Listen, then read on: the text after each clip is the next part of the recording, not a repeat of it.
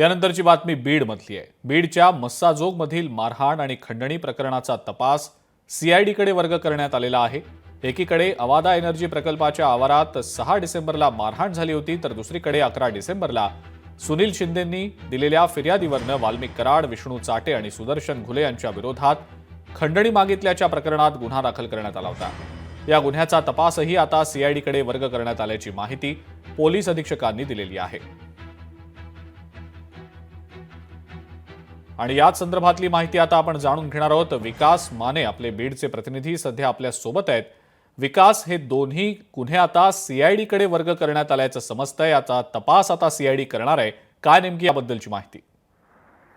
निश्चितच आपण पाहू शकतो की सरपंच संतोष देशमुख यांच्या हत्या प्रकरणातील हे दोन्ही जे काही प्रकरण होते याचा तपास जो आहे तो आता सीआयडी करणार आहे। आणि याच प्रकरणामध्ये जे आरोपी आहेत ते वाल्मिक कराड आहेत। आणि या ठिकाणी जर आपण पाहिलं तर संतोष देशमुख यांची हत्या होण्यापूर्वी पवनचक्कीच्या ठिकाणी जे आहे मारहाण झालेली होती। आणि मारहाणीनंतर जर पाहिलं तर एक व्हिडिओ जो आहे तो देखील सोशल माध्यमावरती व्हायरल झाला होता।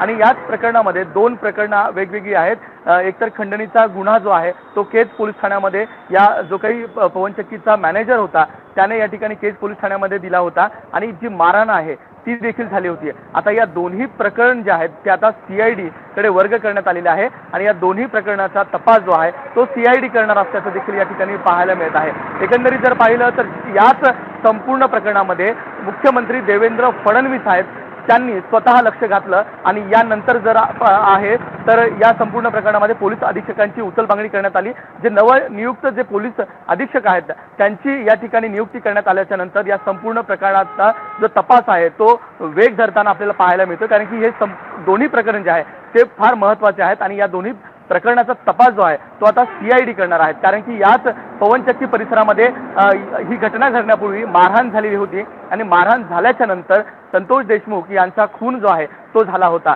आणि त्याच्यानंतर खंडणी जी आहे ती देखील या ठिकाणी मागण्यात आली होती। 3 आरोपी होते, त्यांच्या विरोधात केज पोलीस ठाण्यामध्ये गुन्हा दाखल झालेला आहे। आणि आता याच संपूर्ण प्रकरणाचा जो तपास असणार आहे तो आता सीआयडी करणार आहे। विकास, मात्र 16 दिवस उलटून गेलेत हत्या प्रकरणानंतर आता, आणि अजूनही आरोपी मोकाटच आहेत। त्यांचा शोध लागलाय का? पोलिसांचा तपास नेमका कुठपर्यंत आलेला आहे? काय नेमकी त्याबद्दलची अपडेट आहे? कारण फक्त बीडमधलंच नाही तर राज्यातलं सुद्धा वातावरण या एका हत्या प्रकरणामुळे ढवळून निघाल्याचं आपण गेले काही दिवस सातत्यानं पाहतो आहोत। विकास, त्याबद्दलची नेमकी काय अपडेट आहे? निश्चित आता मी सध्या या ठिकाणी मस्साजोग या गावातच आहे।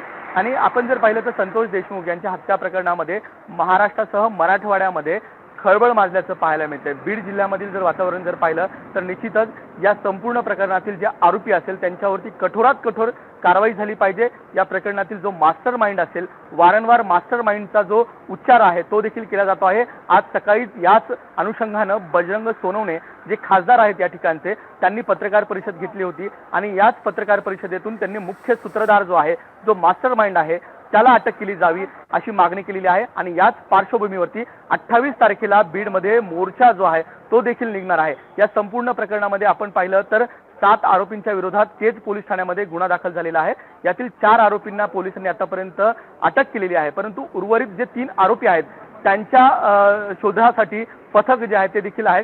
परंतु जवळपास 16 दिवस उलटलेले आहेत। ते 3 आरोपी नेमके आहेत कुठे, त्यांचा तपास नेमका कसा केला जातोय हे देखील प्रश्नचिन्ह उपस्थित आहे।